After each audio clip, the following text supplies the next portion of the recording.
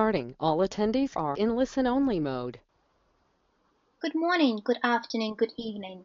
Welcome to today's ISQua webinar on Appraising Academic Publications, Tips for Effective Reading and Writing for Quality and Safety Professionals. This webinar builds on the series of previous webinars about healthcare research and addresses the skills and knowledge required to critique quality and safety journal articles. I would like to welcome our four presenters today, Dr. Anne Hogden, Dr. Deborah Debono, Dr. Janet Long, and Adjunct Professor David Greenfield. They're all researchers from the Centre of Healthcare Resilience and Implementation Science, Australian Institute of Health Innovation in Macquarie University.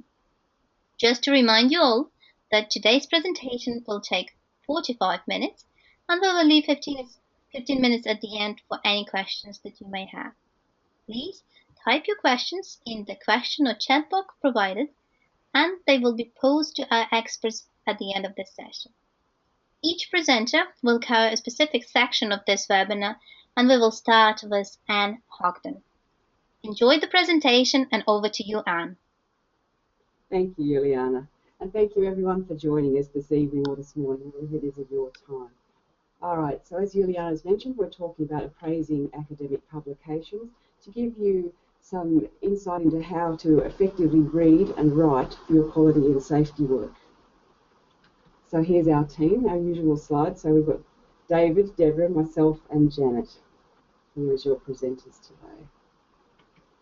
And again, just a slide a little bit about our institute, and what we do is to enhance local, institutional and international health system decision making through evidence, and use systems and sciences as translational approaches to provide innovative, evidence-based solutions to a specified healthcare delivery problem. And that's our website there. So a very, very long way of saying, give you a little bit of idea of what we do as an institute.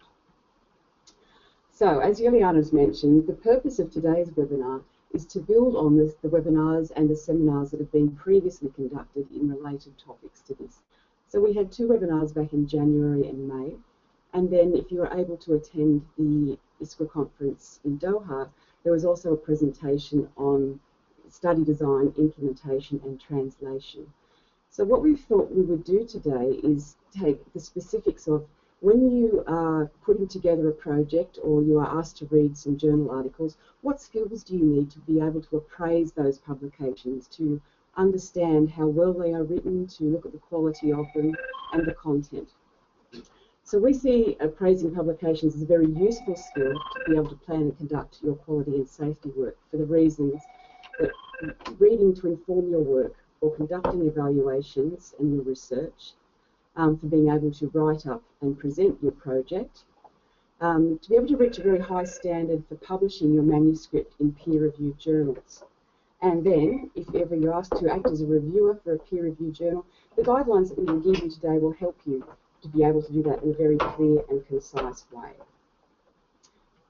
So our plan for today, we will do this in 4 parts. So soon I'll hand over to David, and he'll be talking about analysing the overall coherence and cohesion of the publication, so looking at the publication as a whole and how you see that as a whole piece of work. Then I'll talk to you about appraising the quality and rigour of each individual section of the publication. Deborah will then talk to you about how you identify limitations and how the limitations could be improved.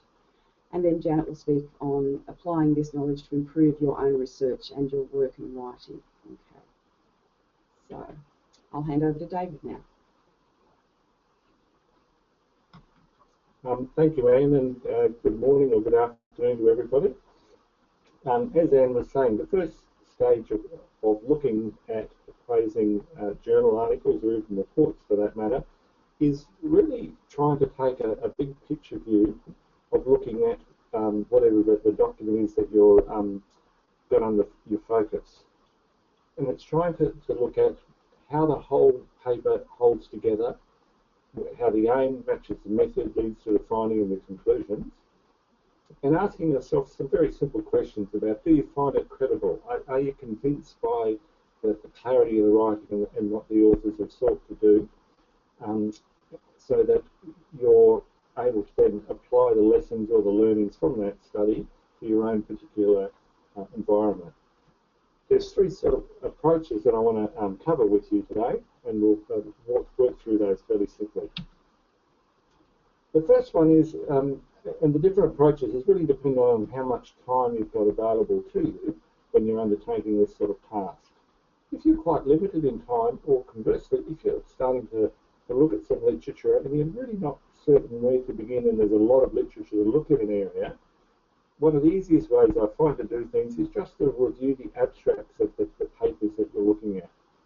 Because an abstract really should, if it's well written and very clear, it's going to outline the aim or the purpose, the objective of that study, tell you how the authors conducted the study, the methodologies used.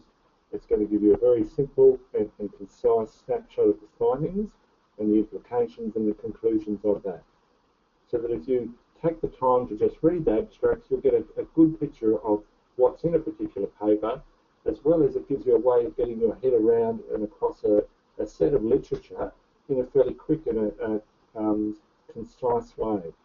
And then you're able to make decisions about how convinced you are by it, the credibility of the work, and then to start to think about how you can apply that to your own environment.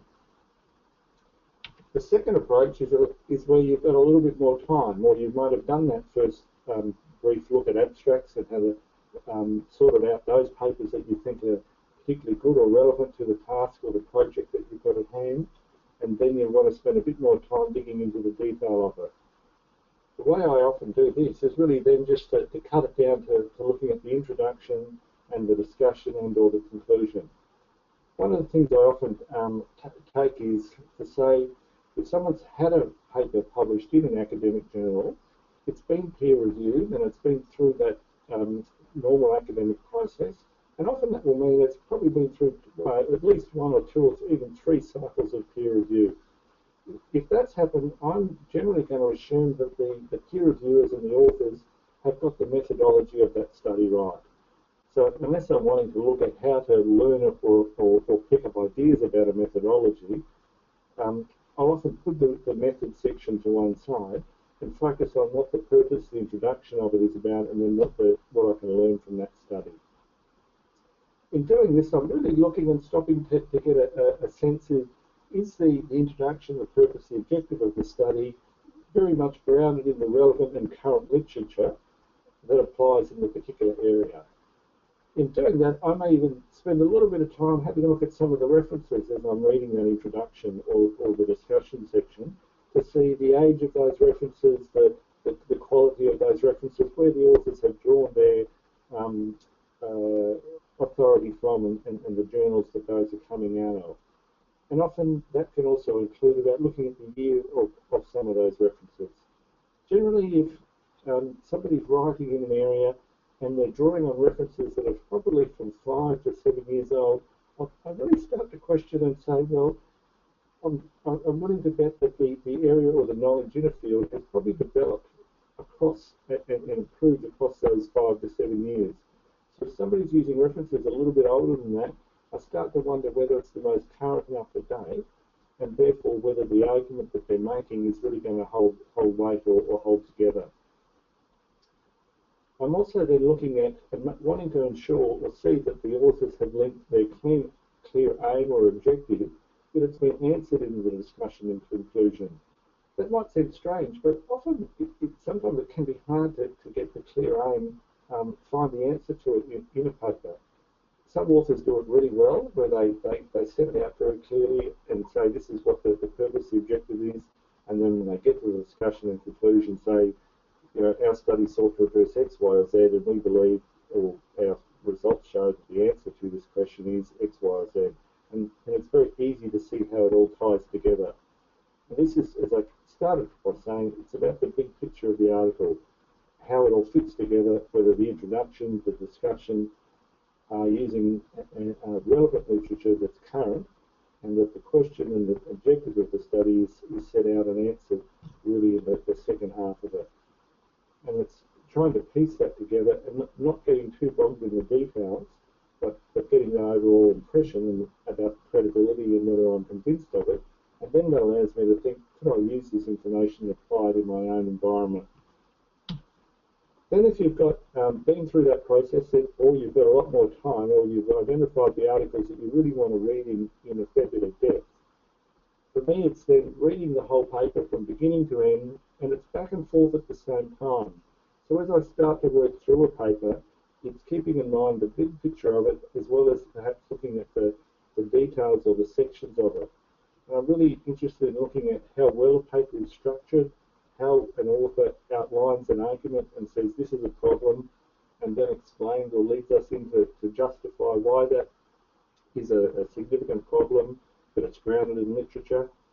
Some of the better, it's also looking for those better papers that are really well written, have been revised quite a number of times, and they're easy to read, where the language is easy to follow, the use of jargon and scientific terms is hopefully reduced to a minimum. And as I said before, it's really looking through the aim and objective and how it's answered throughout that paper. When it's going through the findings sections, I'm also asking myself, how does the findings that the authors are outlining, how do they lead back and build up an answer to the aim or objective? Are they relevant to that? Are they building up a clearer picture, making it more complex to provide a clear answer? So it's saying through the subsections of a paper, how do they add to addressing the research aim? As part of this as well, it can be looking in much more detail at the methodology and saying and asking myself the sort of questions, is the methodology appropriate for what the authors set out to understand, what they set out to explore? If an author has undertaken a study to understand how health professionals conduct their practice, for example, if they've done that using interviews or in-depth focus groups, then I would look at that and think that's an appropriate way of gathering understanding about that topic, because it's about the participants' views. If the authors have used 10 questions with a Likert scale, I might start to question whether or not that's going to give me the in-depth understanding I want or I'm seeking from that topic, and that I'll be able to apply it to where I am in my particular environment. So I think these three approaches together allows you to adapt, depending on the time that you've got in being able to review a paper, as well as the number of papers that you're doing. This sort of process is often one that we use when we're doing systematic literature reviews, where we might initially identify a whole range of literature on a topic, and then we go into a little bit more depth after reading the abstracts to identify those that are more relevant to the particular topic we're looking at, and then we're only focusing on a small number of articles at the end where we're reading them in a lot of depth back and forth. And as I said, it's really about getting the bigger picture of a paper and asking yourself continually, how does this fit together? Am I convinced? Is it credible? Is it well written? Does it hold together so that I believe that the findings make sense to me and can be applied in my current situation from wherever the study was conducted? I'm going to now turn the talk over to Anne, who's going to then talk about the individual sections. Thank you. Thank you, David. Okay, so David's given you a very good overview of how to approach the paper as a whole. So what we'd like to do in this next section is talk about how piece by piece we can analyse and critique a paper and give you a bit of a structure to do so. So what we thought might be best for your purposes is to use the RATS guidelines. So this is the web address on the screen there. It comes from Biomed Central Publications. It's originally proposed for qualitative papers, so what we've done is we've modified it a bit to suit the purposes of our audience and to include a little bit of quantitative information as well.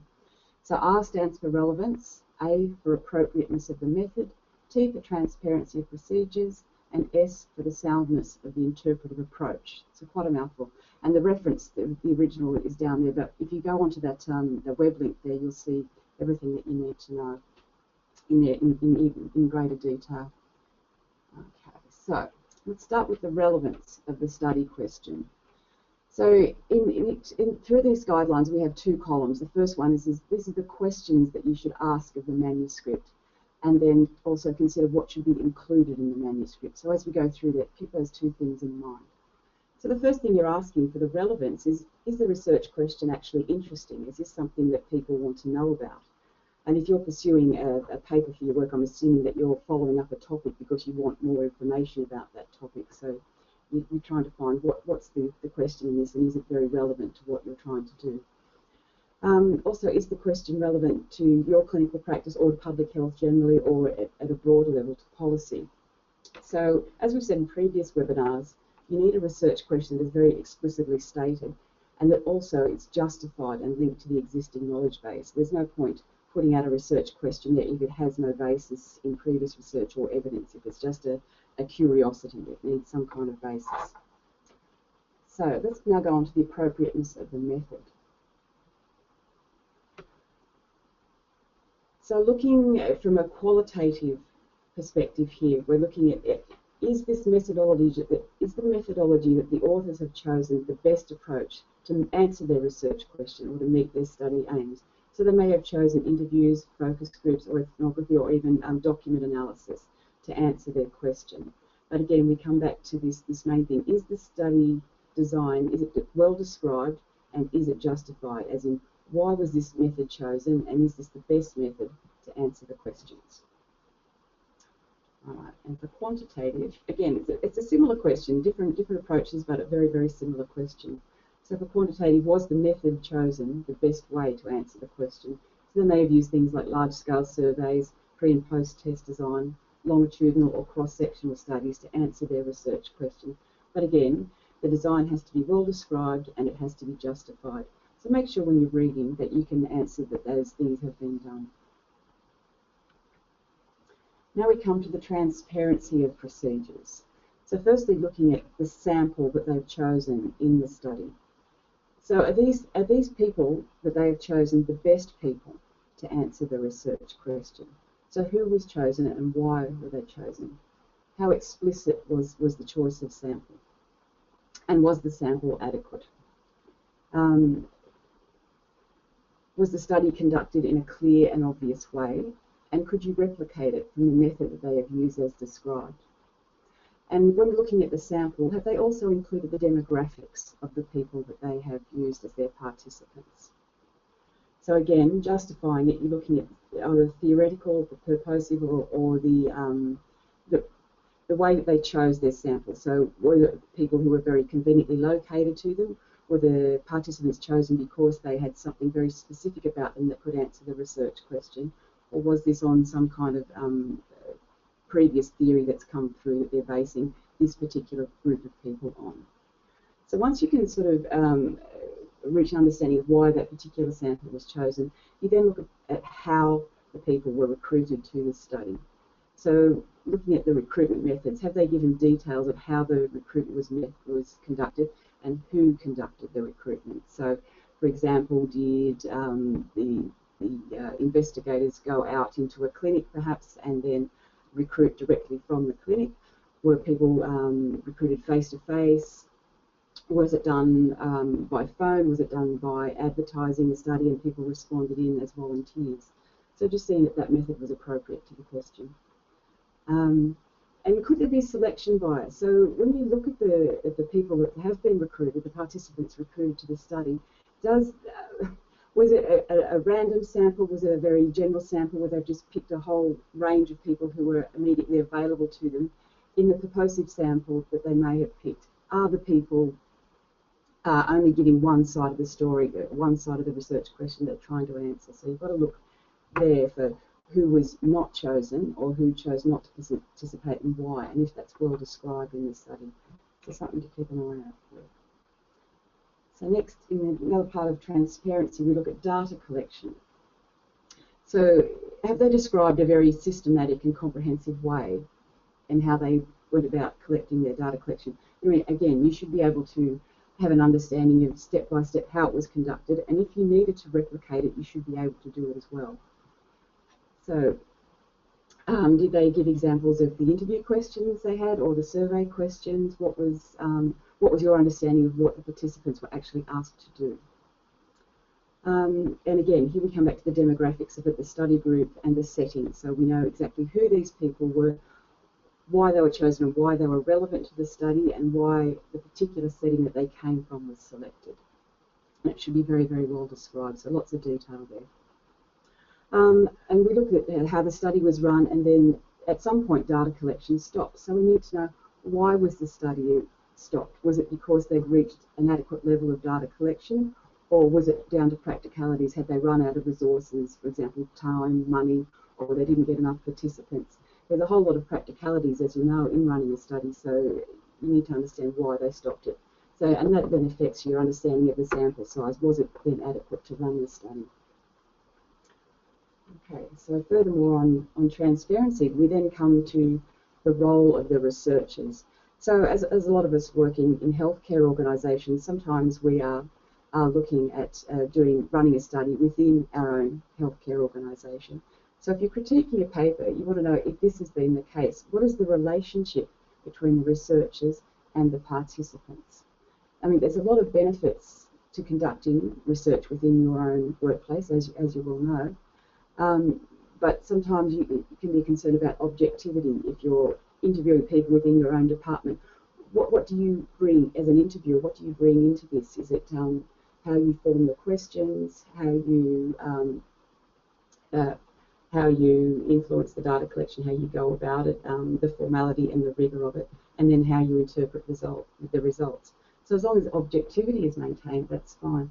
But it's also a good thing to research outside of your own work unit as well, just because you can be a little bit more objective. But it's just balancing that. And when you're critiquing the paper, making sure that these things are in balance. And finally, for transparency of procedures, looking at the ethics.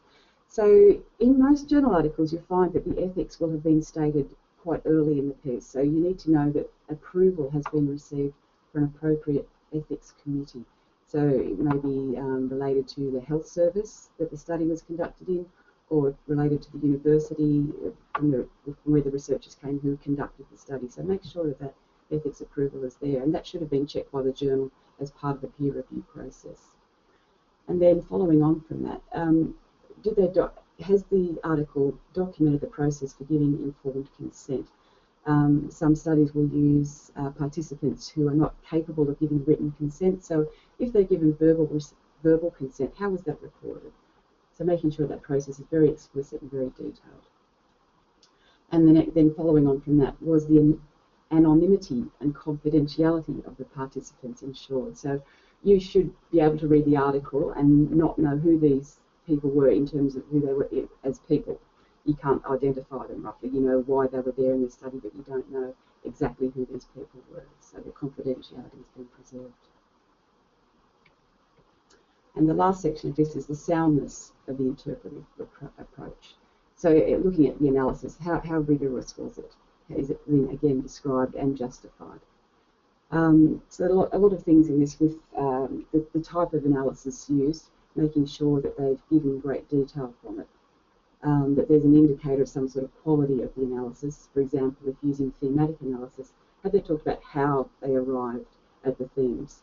So sometimes they may give a diagram or a table of the analysis framework they've used, and that's something very good to sit down and you can look exactly and know exactly how they've arrived at the themes that they've come up with, that they weren't just plucked out of the air, they were something that was generated by the data that they had. And if that's referenced as well, that's fantastic. So the interpretations of the data, is it clearly presented and is it supported by the evidence that they've given? So you need evidence of the alternative explanations for their analysis and results, making sure that when they present the analysis and they've said, well, we've found this, making sure that it's been discussed in terms of, well, this agrees with the evidence base or this disagrees, so that you know where this sits.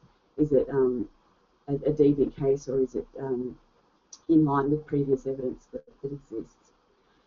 And the next thing is to look at the trustworthiness and reliability of the data and the interpretations. So knowing that they've described and justified, again, was an audit trail conducted? Was there triangulation of the data? Or did they go back to their participants and check? So in the case of interviews, one of the methods we use is to send back the interview data to somebody that we've interviewed so that they can check that, that this interview is an accurate representation of what they had told us. And quite often participants will want to just make a couple of corrections to ensure that they've been given accurate representation. And for quantitative data, was it reviewed by an independent analyst to look at the process used to review the data, to analyse the data, and making sure that that's an appropriate method to answer the question, and that the data holds up. And again, with the soundness of interpretive approach, is it grounded in the empirical, theoretical, or conceptual framework that underpinned it in the first place? So your discussion then takes your findings, your results, and then puts it back into those terms. So make sure when you're reading the article that the authors have done this, and that's well referenced to the existing literature. And then what do the findings add to the literature body? I mean, this study shouldn't have been conducted if it doesn't really add anything new. I mean, you need to know positive and negative findings, and both Deborah and Janet will go into that in greater detail. So again, with the limitations, making sure that they've been considered and explained, and then just looking at the manuscript, and was it well written, and is it accessible to people? So it's written for a wider health audience, and it's a good standard of English generally, or the language that it's been published in, and is it easily available to people? Can you get it through a public a website? Is it open access, or do you really have to hunt down a journal, go through librarians? So that's something to consider as well. How accessible is that data? Okay, thank you for that. I'm going to hand over to Deborah now to discuss some limitations. Thanks, Anne, and again, welcome everybody. As Anne just pointed out, one of the important things is to identify what the limitations in a study are. And so I'm just, in this section, going to talk about that a little bit more, about considering the limitations of a study and how we might do that. So what are study limitations? Limitations are the shortcomings of a study that influence the results of that study and their interpretation. They may arise as the study progresses or unfolds. For example, it may not be possible to get enough participants to power a study. However, sometimes researchers are aware of potential study limitations as the study begins or at the outset, and they may even take steps to reduce the impact of those limitations. And oftentimes you'll see in journal articles that the steps that have been taken are documented. So for example, a well-documented limitation of using observation as a data collection method is the Hawthorne effect, which is when, because people are being observed, they change their behaviour. Another limitation may well be that laboratory equipment has, or as a data collection tool, has specific limitations that people know about. And what are not study limitations? Well, limitations of a study relate to the research problem that's being investigated, and they don't include things that are beyond the scope of the study or related to methodologies that were not used in the study under review. So for example, a small sample size may not be a limitation if the study is a qualitative study and there is enough data there for comprehensive analysis and rich description. However, if it was a quantitative study, a small sample size is a potential limitation if there isn't enough power for the study to detect a significant effect. And why is it important to identify study limitations? Well, as I said, they may introduce bias or make the findings of a study less accurate.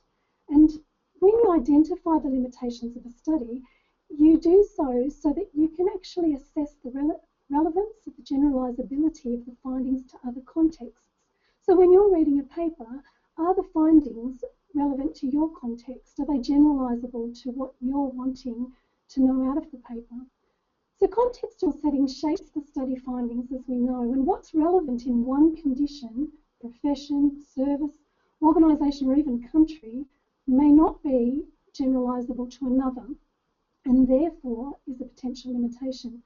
For example, if you have a study conducted in primary care, the findings may not be applicable to acute care. The limitations of the study remain gaps that can be addressed in future research. So, for example, if the study had only doctors as participants, future research may want to investigate whether or not the findings are different for other professional groups. The limitations of the study also provide areas for improvement, the ways in which future studies could be changed to make them better, and Janet will talk more about that in the next section. So what are types of limitations? Well, firstly, I'll just consider theoretical and methodological limitations. Some theoretical limitations are when there are limitations due to the theoretical framework that's being used. So you might want to think about, have the authors talked about where, or can you detect whether or not the particular theoretical framework is appropriate given the research question? Does it provide a rationale for the study design? For example, purposive sampling or theoretical sampling if you have a grounded theory approach. And then does the theoretical framework match with the interpretation of the results? And are there limitations associated with the generalisability, again, of the study findings? And then we talk about methodological limitations, and in thinking about that, you might want to consider, are there study design limitations? Is the study design appropriate for the research question, as Anne talked about? For example, if the study is investigating a treatment effect and hasn't used a randomised controlled trial, are the potential limitations of that discussed? Were the tools used to collect the data appropriate, or are there known limitations that have been presented? For example, often you'll see in papers that use Likert scales, they'll discuss that certain analyses have limitations associated. And were the potential effects of confounding variables considered and explained? So, for example, a confounding variable in a study examining the rates of people presenting to clinics in a rural or metropolitan setting may be that in the rural setting, the clinic was in the next town, while in the metropolitan setting, the clinic was next door.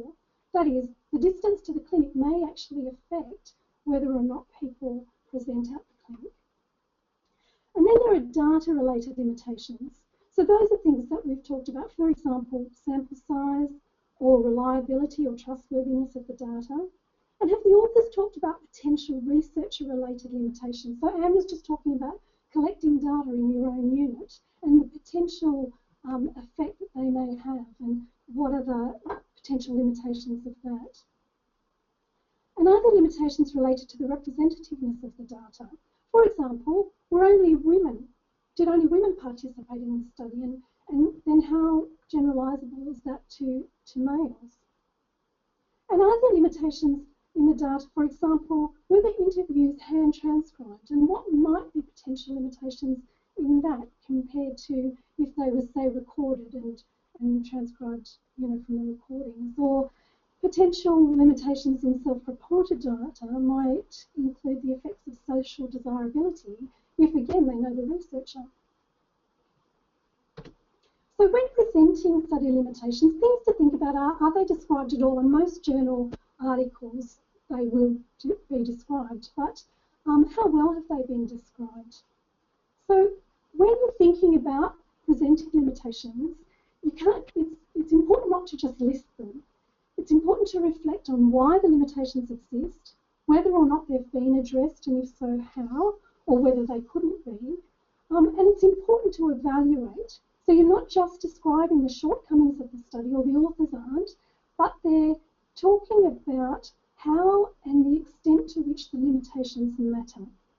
And that is the extent to which they detract from the ability of the study and the findings to answer the research question.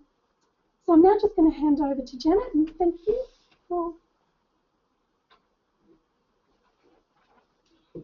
Thank you, Deb.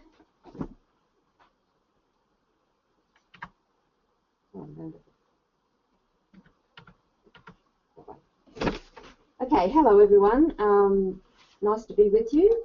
So now I'm going to look at how we are going to apply this knowledge to improve our own research and our own writing.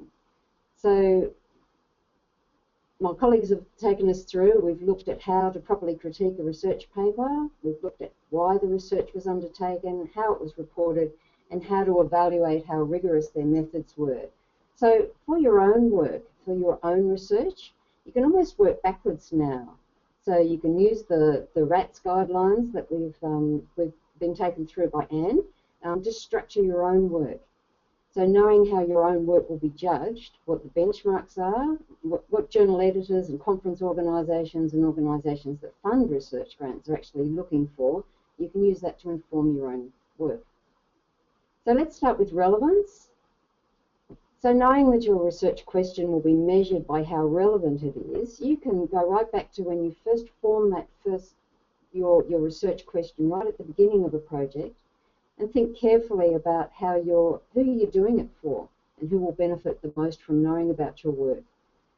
So will it have relevance to health managers, to nurses, patients, whoever it is? Keep a tight focus on that group of stakeholders and make sure that the question answers a clear need or sheds light on a difficult area. And that's how you're going to keep your relevance right from the very beginning. So as well as guiding the framing of the research question, thinking about relevance also gives you guidance as to where your work might find an audience. So now you'll probably be reporting back to your research partners, to industry or to funding bodies, but also consider writing up your work for journals, conference presentations or other stakeholder forums. And look, there are thousands of journals out there, lots of conferences. Some of them have very narrow scopes, so it pays to think very carefully about where your work would sit best. So the same applies to conferences. Be targeted in your approach, and you'll increase your chances of being chosen to present. So appropriateness. So the criteria here you can use to guide your thinking about choosing a method to address your research question when you're setting up your study at the beginning. So some questions are better answered, as we found out, as we've been talking already, with a randomised controlled trial rather than a series of interviews, for example. And when you're writing about your methods, you need to make a case to the reader about why you chose these methods and not something else. So just think of it as if you're arguing a case for someone. You're saying that these methods are appropriate, and here are the reasons why they are appropriate. Just remember too that when you're writing up your work, you have to think about, you're not just going to sit down and do it all in one go. So I've got there revise, revise, revise. That's my experience, and probably the experience of a lot of other people listening today, is that you don't just sit down and write it. You've got to keep going back. You want to make it as clear as possible, and the only way you can do that is by constantly revising it and rewriting. So moving on to transparency, the criteria here say that you need to be transparent and report how as well as what you did. So keeping a log or an audit trail of exactly what you did as you go along is a really good idea. I recently worked with some people who'd run some really good focus groups, and they had quite significant and important findings, but we couldn't publish any of it because they hadn't recorded how many people were in each group. They hadn't recorded which professions that were represented, although I know they spent a lot of time making sure they had representation from a lot of different groups. But they didn't write all this down, who took part in the focus groups. They didn't even have a list of the exact questions that they asked. So when you're writing it up, it sort of was very, wasn't very clear what exactly they did, so we weren't able to publish that. So you need to think about how you're going to, when you start collecting the data, think about how you're going to present it. And think about, I like to think about it in terms of, if I'm writing this up as a paper, what exactly will be in this paper? Maybe there'll be a table showing details of the participants who took part in the focus group. Maybe you need to know their age or their profession, whatever is relevant to understanding the results. You'll need to list the questions you asked in an interview or in a survey, so keep careful note of that. If you change something at the last minute, make sure you've got a record of that. For surveys, you need to know how many people were invited to participate and how many actually did respond to it and how many completed surveys you've got, so you can work out what the response rate is. So thinking about what these things you need to report right at the very beginning, and as you go along, keep reminding yourself of these things. This will help you to collect everything that you need to be transparent. And don't forget about ethics details, or if it's an in-hospital or in-organisation local governance authority. Keep the details of those because you'll need to be reporting on those too. Okay, so now thinking about soundness. Again, when it comes to the analysis, you need to justify your approach and argue its soundness. So report your findings in the results section. You probably all know this, but in the results section, you're only reporting results. You don't put any comments in there. Save all your comments for the discussion. Put in all the results, even if they're so-called null results. That is, you found nothing. You were expecting to find something, but you didn't find anything. That's still a result, so don't just throw them out. You need to be able to write about why this is interesting in the discussion, and usually it is interesting if you expected to find something and you didn't.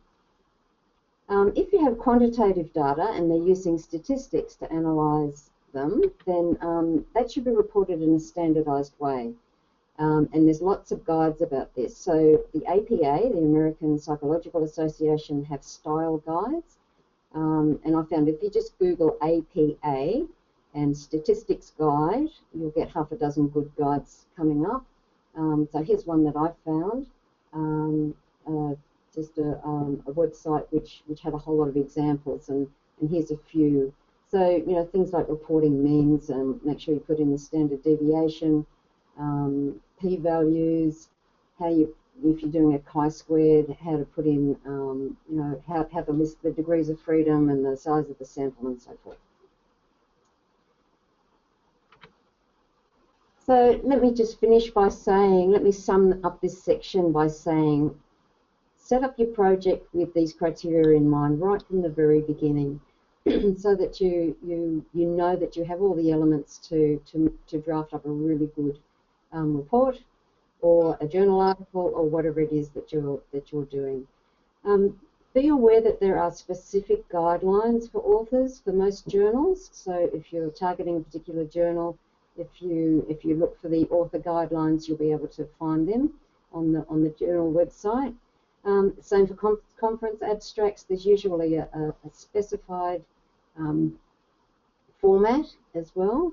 And even if you're just writing a report for your funding bodies, there's usually guidelines about what should go in the contents of your report. So make sure you look that up and meet the criteria there, because that's the first cull. If it's a competitive process and they're choosing abstracts, for example, the first cull is if you haven't followed the guidelines. So you need to systematically consider each of the elements that need to be there in your chosen presentation, the relevant research question, the appropriate method, the transparent process, and the sound analysis and interpretation. And then the finals, and as I said before, don't forget to revise, review, and rewrite. One of the really useful things I've found is if you've got a friend or a colleague who can critically review your papers, that can be really, really helpful. It's got to be someone that you trust to give you constructive and truthful feedback, which you know, you don't want someone who's just going to tell you it's terrific when you know it really could be strengthened by some constructive feedback. And that sort of thing will really help you if you return the favour. Okay, and then finally, your final point. You may have all the elements in place, but what about that big picture that David was talking about? Really important to make sure that you've got a cohesive story, that you're telling a really good, clear story, and that it's you've got the big picture happening there. So I'll just finish with this quote. I have no idea who wrote it, but it's really true. Great work is written. It's not written, but it's rewritten. So just remember that it's not a fast process, and to do it well does take time, but it's well worth it. Okay, so I'll hand back over to Anne to finish us off. Thanks, Janet. So just in conclusion, we just hope that this presentation today has given you some structure and skills to be a very analytical and critical reader of publications, to support your own work, to help build up your literature reviews, to build up your evidence base, and also to act as a peer reviewer should that opportunity be available to you, and then to write your own work up. So we hope that's been of assistance to you. As we said, we're looking at the big picture, giving you a framework to analyse the quality and rigour of each section, to be able to identify the limitations and know why they are there and how they might have been improved, and then applying this into your reading and to your own writing to make you stronger researchers. So thank you for that, and there's our contact details there, and we're ready for questions. Thank you, Anne. Thank you, David, Janet, and Deborah, for a fantastic presentation. We do have indeed a couple of questions, and I suppose we will start with them just to remind everybody else that there is still time for you to type the question into the chat or question box provided, and we'll try to answer as many as we possibly can. So we'll start with the first question from Maher Titi, and the question stands as follows. Is the ethical approval required for healthcare quality research, especially if it's related to studying a certain process? Ethical approval. So the question was about ethical approval and is it required? Yes. That is yes. What we've found over time is that no matter how small the project, ethical approval from health services and from academic units, universities, is more and more required. So it's a much safer premise to think that yes, you will need it, and to then go and find out for sure whether you will need it in your particular unit. So there's lots of little details as to, depending on who your participants are, what kind of ethical approval you'll need, how many health services that might involve, or how many institutions that might involve. So it's something that you need to look at very, very early in the piece, because it can be very, very time-consuming to get ethics approval. So that's a good question, and consider it early and investigate it early, and then proceed down the path of gaining your ethics approval as necessary to your project. Thank you, Anne. The next question is from Yasser. Yasser Ahmed from Saudi Arabia, I think. So which standards do you recommend to use for healthcare quality and safety research publication? And the also the question, Yasser, is listing two, ISQua or RETS, and what are the main differences, and what are the main pros and cons for both? Okay, Juliana, I'll just go back over the question. So it was which standards which we use for healthcare quality and safety publication? Yes, so basically which ones would you recommend to use? So obviously maybe the ones that you are using yourselves personally. So his report, he is looking to see the difference between ISQua and RETS. Yeah. And he is looking to find out what are the main differences and what are the main pros and cons. All right, I'll hand that to David then. Thanks, Juliana. Look, I think that's it's an interesting question that is its own seminar, really, in terms of the detail to answer that effectively. I think the main issue is whichever of the guidelines you use probably isn't going to matter that much. They're not going to differ too much. They both provide, or different frameworks will provide you with a structure by which to address the issues. It's the way you might answer that question, I think, to decide which one to use, is really to be guided by what the journal, if you're targeting a paper or a report that you're doing for publication, it's to check what the journal may require as part of that. Because different journals will have defined, the editors of journals will have defined which guidelines they prefer authors to use, and that can be dictated by the fields. So, for example, the sociological or psychological fields might be more inclined towards one set of guidelines, but the health services research or a qualitative journal may be leaning towards another. So I'd be looking at using one of the guidelines gives you a framework to make sure you do it rigorously, and check the journal guidelines to see what's going to be recommended or most appropriate for your area of writing. Thank you, David. There is a similar question here from Nilufar, and he also would like to find out the differences between the two, but he's also listing one more, which is music, MUSIQ. So I suppose that your reply would apply to this question as well. Is that correct?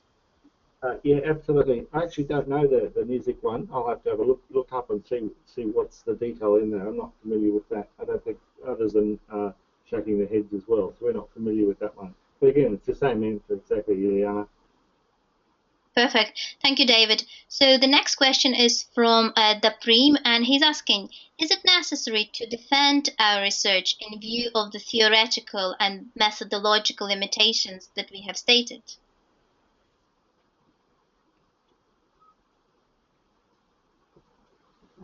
Sorry, so I'm just getting the question down, Julia. Is it necessary to defend our research in view of Theoretical and methodological limitations. So I suppose they, if I understand it correctly, if you list the limitations, do you actually have to explain why these limitations happened?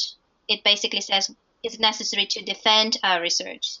So if you list in the limitations, do you actually have to justify why they took place? That's the way I understand the question.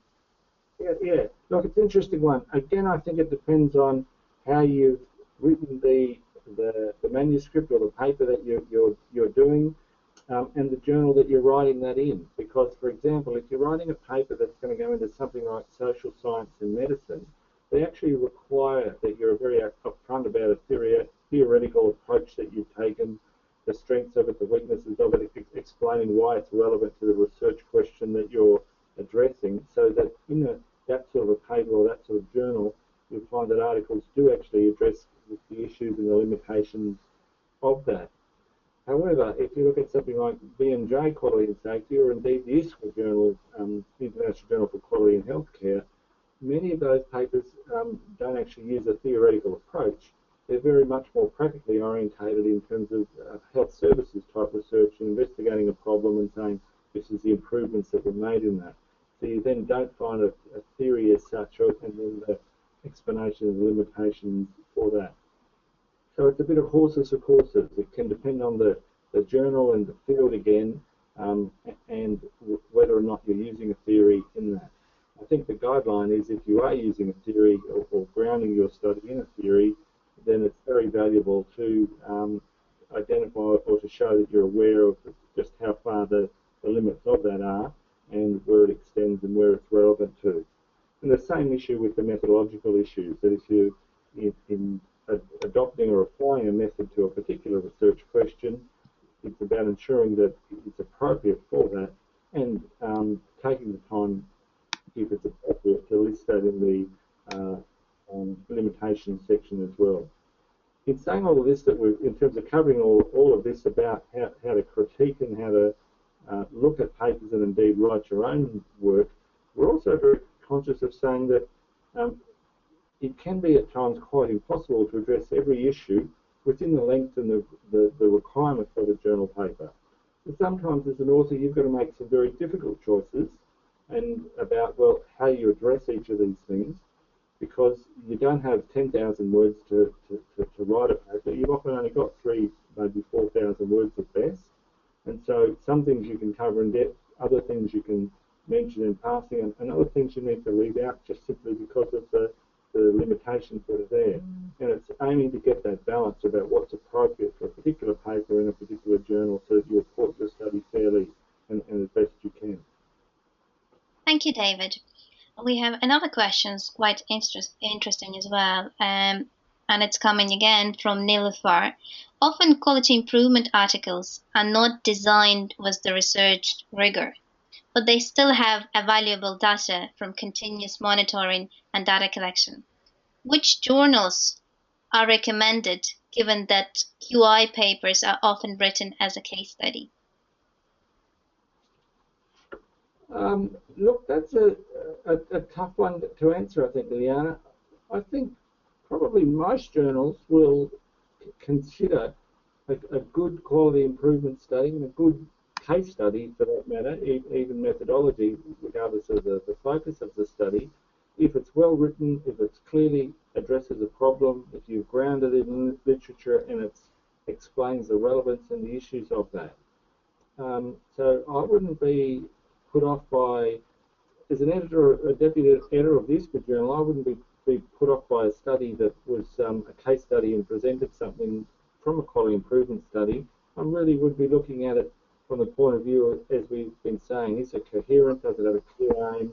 Is it relevant? Is it going to be relevant to the field? Are you presenting findings that are going to be interesting and useful and going to add something so that other people in other organisations, in other settings, and perhaps in other countries can look at your work and take something from it and use it in their own settings? Thank you, David. The next question is as following. In your opinion, should the publication with no results or discoveries still be published? I'll pass it to Janet. Oh, okay. Yeah, that's a good question too. I did actually mention this. So if you have a hypothesis that something's going to happen and you set up your experiment around it or your research project around it, but then you find there's no effect, that's what we mean by a null result. So basically nothing happens that you expected it to happen. So that's it is publishable, but it depends how you frame it, I guess. You've got to still make a story about it.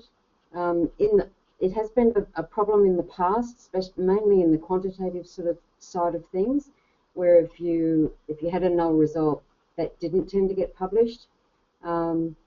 I think actually there's now a journal of null results. I can't remember what it's. Does anyone know the name of it? No.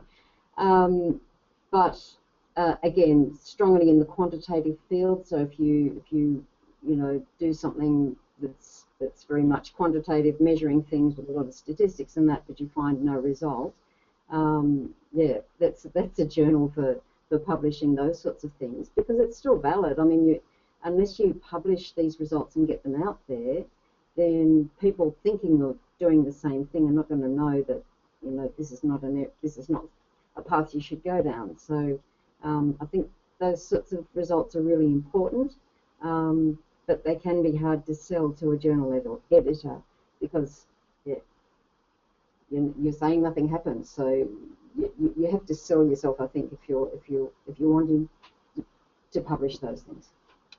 Thank you, Janet. The next question, and I think we just have time for maybe two more. The next one would be one of them. Is that what are the tips of transforming your research into standout abstract, especially if the number of characters are limited? That's a very good question, and very difficult because a lot of them are coming down now to the 150 or 200 word limits. So the others may be able to add to this, but I know that when I write an abstract, the things that I want to get through in the abstract are the very clear research aim or objective, so that's stated in a single sentence where possible, and the background that sits behind that. So being able to say very clearly is what is already known about this topic, what don't we know, then stating your research question, then saying very briefly how you intend to research this question, and then giving some sort of significance for why this study was important. So as long as those have come through, you're also following the guidelines of the journals. So most journals are very, very specific about what they want in the abstract and how they want it written. Some want a structured abstract, so in that thing where you've got the background, the objective, the method, the results, and the discussion and/or conclusion, and perhaps about the significance. But the journals vary quite a lot, so you've got to be very careful when you look at the journal that you've chosen exactly what they want and write it exactly to that format. So it's just about making your sentences very, very, very concise to fit within that word limit, and it takes a lot of practice. And as Janet says, it's the rewritten process. So it's writing it and then cutting it down and cutting it down and cutting it down. And I've found on some occasions it's taken me a whole day just to write that abstract and to get it down tightly enough to explain what we did in a very clear, concise way to be within the word limit. So it's an art in itself, I think. Thank you, Anne. Just to update everybody, every very active participant, Yasser Amr, has come back to us.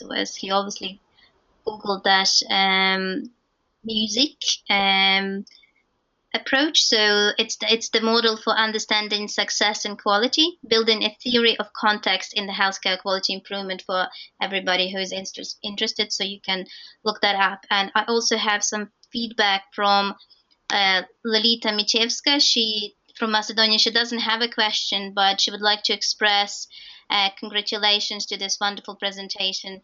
And she's just making comments that writing a scientific paper is always challengeable, and the presented aspects are very useful to her. I suppose we will finish the Q&A session with the last question because we're running out of time. And is it the last question would be, is it better to do it on your own or with a group of colleagues? I think it's best to do it with a group of colleagues, even if they have different roles. So if you are running the project and writing up the paper yourself, it's wonderful to have a support group. And as Janet said, you have critical friends who will read things for you or give you advice. I think doing it on your own, you play to your own strengths, but you really need the people around you to say, well, what about this? What about that? That's not quite right. You need to adjust that. So I think doing it in a group is a much better way. Yeah, everybody else is agreeing. So yeah, we go for the group option. As you can see, we do everything in a group. Thank you. I would like to remind everybody that the recording of this webinar will be available on the ISQua website within 24 hours of the actual live webinar taking place. So if you know everybody who would benefit from information in this webinar, please do share. I would like to thank the presenters. We had a record number of presenters today at the session. 4. I don't think we have been beaten on this previously to that. So I would like to thank them all equally and together for their time dedicated to prepare this very useful presentation and for sharing their knowledge and expertise with our fellowship participants. Thank you, Juliana. I would also like to thank the audience. We have a fantastic audience today, very good attendance, I have to say. So thanks to everybody for joining us, and we'll see you again for more sessions. Thank you again, and goodbye. Everybody. Thank you. Thank you.